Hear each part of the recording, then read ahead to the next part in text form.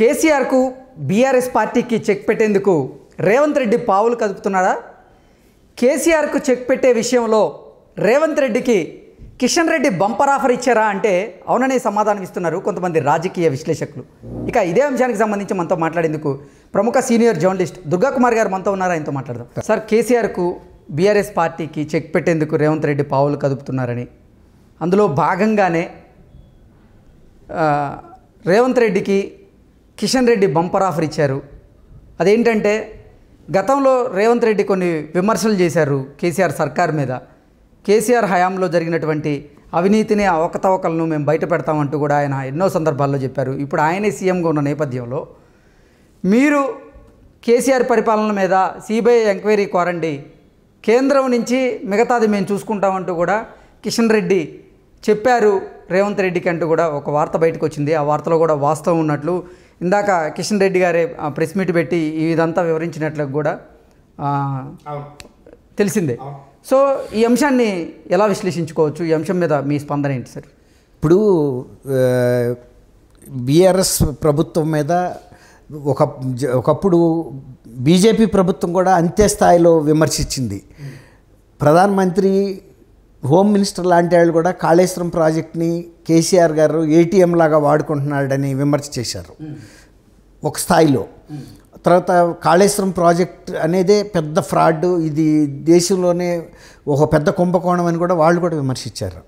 అయితే ఆ తర్వాత కాలంలో ఇంకోటి ఏంటంటే ఇక్కడ మనం చెప్పుకోవాల్సింది, ఢిల్లీ లిక్కర్ కుంభకోణంలో కేసీఆర్ గారి కుమార్తె కవిత గారి పాత్ర ఉంది అని కూడా వాళ్ళు, మా దగ్గర పూర్తి ఆధారాలు ఉన్నాయి అని కూడా వాళ్ళు చెప్పారు. తర్వాత కేసీఆర్ గారు ఇక్కడ రాష్ట్రంలో చేసిన అనేక పథకాలకు సంబంధించిన పెద్ద పెద్ద కుంభకోణాలకు సంబంధించిన ఆధారాలు కూడా మా దగ్గర ఉన్నాయి, వీళ్ళందరినీ కూడా మేము అరెస్ట్ చేస్తామని బండి సంజయ్ గారు ప్రెసిడెంట్గా ఉన్నప్పుడు చాలాసార్లు వాళ్ళు కూడా చెప్పారు. అయితే కిషన్ రెడ్డి గారు వచ్చిన తర్వాత ఇట్లాంటి విమర్శ అయితే మనకి ఆయన చేసినట్టుగా అనిపించదు. ఇప్పుడు ఏమనుకుంటున్నా అంటే కిషన్ రెడ్డి గారికి ఒక అనుమానం వచ్చింది, రేవంత్ రెడ్డి బీఆర్ఎస్ అంటే కేసీఆర్ పట్ల ఏదైనా మెతక వైఖరి అవలంబిస్తాడేమో అనే ఒక డౌట్ ఆయనకు వచ్చినట్టుగా మనకు అనిపిస్తుంది. ఈ విషయంలో సిబిఐ ఎంక్వైరీ అడగకుండా జ్యుడిషియల్ ఎంక్వైరీ చేస్తామన్నట్టుగా రేవంత్ రెడ్డి గారు అంటున్నట్టున్నది. అయితే ఏంటంటే సిబిఐ ఎంక్వైరీ కనుక వీళ్ళు రాస్తే మేము విత్ ఇన్ నో టైం వెంటనే మేము దాని మీద విచారణ వేస్తామని మరి కిషన్ రెడ్డి గారు మరి ప్రకటించినట్టుగా మనం చూస్తున్నాం వార్తలు. వాళ్ళ ఉద్దేశం ఏంటంటే వాళ్ళ చేతికి మట్టి అంటకుండా బీఆర్ఎస్ ప్రభుత్వాన్ని ఒక రకంగా, ఇప్పుడు ఇక్కడ బీఆర్ఎస్ ప్రభుత్వం వీక్ అవ్వాల్సిన అవసరం బీజేపీకి కూడా ఉంది. ఎందుకంటే బీజేపీ రేపు లోక్సభ ఎన్నికలని ఇక్కడి నుంచి ఎదుర్కొంటుంది. కాబట్టి ఇప్పుడు దాకా అధికారంలో ఉన్న బీఆర్ఎస్ ప్రభుత్వం పస్ కూడా తగ్గించాలి అంటే ముందు కనుక ఎంక్వైరీ చేసేసారనుకోండి, కొంత డౌట్లో పడిపోతుంది కదా, అసలు బీఆర్ఎస్ అసలు ఉనికి ఉంటుందా ఉండదా. ఇప్పుడు సిబిఐ ఎంక్వైరీ చేశారు దాని మీద, కాళేశ్వరం ప్రాజెక్టు, తర్వాత ఈ మిషన్ భగీరథ, ఇలాంటి చాలా అంశాలు వస్తాయి దాని కిందకు. ఓకే సార్, అసలు రేవంత్ రెడ్డి గారు అంటే కేసీఆర్ సర్కార్లో జరిగినటువంటి అవినీతిని, అంటే అన్ని శాఖల్లో జరిగినటువంటి అవకతవకలను ఉద్దేశించి ఆయన సిబిఐ ఎంక్వైరీ వేసే దిశగా అడుగులు వేయబోతారా అంటే ఏం చెప్తారు? అంటే అసలు యాక్చువల్గా ఆయన గతంలో అయితే సిబిఐకి రిఫర్ చేయాలన్నంత ఊపు మీద ఉన్నాడు. కానీ తన్ని అంతకుముందు మీకు గుర్తుందో లేదో ఓటుకు నోటు కేసులో ఆయన అరెస్ట్ చేశారండి. అది ఒక వ్యూహం ప్రకారం చేశారు. ఆ వ్యూహంలో కేసీఆర్తో పాటు ఆంధ్రప్రదేశ్ ముఖ్యమంత్రి జగన్మోహన్ రెడ్డి గారు కూడా ఉన్నాడు అందులో. అప్పటికి ఆయన ముఖ్యమంత్రి అయ్యాడా లేదా అనేది మనం అవ్వలేదు, కానీ ఆయన పాత్ర ఉంది. ఆయనకి సంబంధించిన మీడియా హౌస్ కూడా దానికి కావాల్సిన సాంకేతిక పరమైన ఏర్పాట్లు చేసింది ఆ ఎమ్మెల్సీ ఇంటి దగ్గర. వీళ్ళు డబ్బులు ఇవ్వటానికి వెళ్ళినప్పుడు ఇదంతా ట్రాప్ అన్నమాట. దాన్ని ఏదో అంటారు చూసారా, మన మీడియా వాళ్ళు చేస్తారు కదా, అది స్టింగ్ ఆపరేషన్ అంటారా? ఆపరేషన్ లాంటిదే. అయితే ఆ రోజు జైల్లోకి వెళ్ళి అదే టైంలో వాళ్ళ అమ్మాయి ఎంగేజ్మెంట్ ఇవన్నీ జరగటం, కొన్ని ఇంట్లో శుభకార్యాలు, దానికి కూడా ఆయన పెరోల్ మీద రావాల్సి రావటం ఆయన చాలా మనసు బాధ పెట్టింది.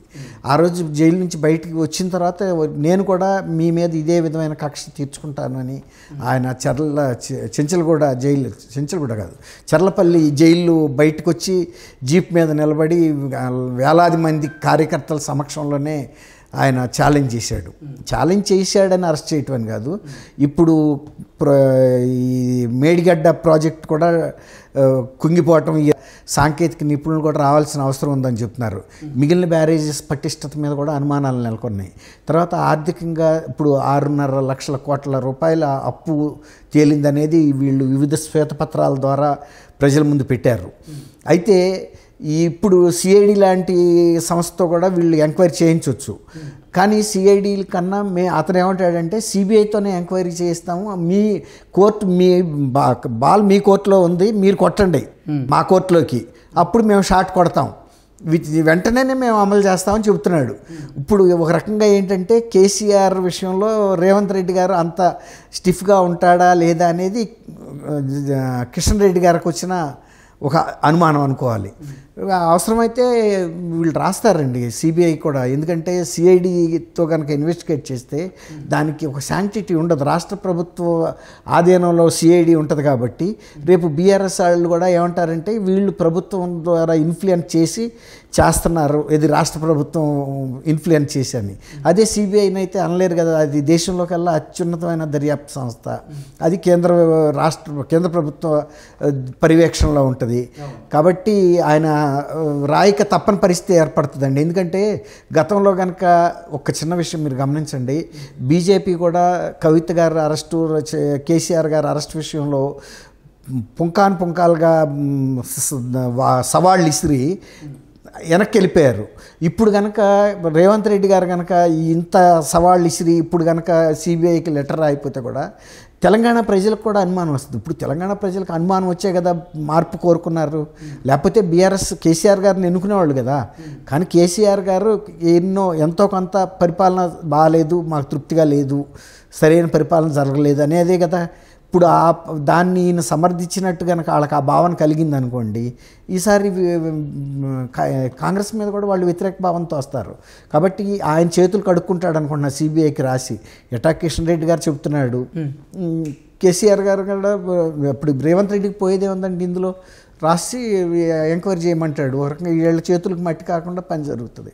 ఆయన అదే అంటున్నాడు, మీకేమీ జరగకుండా మేమే చేసేస్తాం, కాగల కార్యాన్ని గంధర్వులు తీర్చినట్టు కూడా మాట్లాడుతున్నాడు ఆయన. కిషన్ రెడ్డి గారి అంతర్భావం అదే, మేము చేస్తాము అని. ఓకే, అంటే ఇక్కడ భారతీయ జనతా పార్టీ పుంజుకోవాలంటే బీఆర్ఎస్ స్థానానికి భారతీయ జనతా పార్టీ రావాలంటే బీఆర్ఎస్కి చెక్ పెట్టాలి, కేసీఆర్ గారికి చెక్ పెట్టాలని ఈ రేవంత్ రెడ్డి ద్వారా పావులుగా దుప్పుతున్నారు.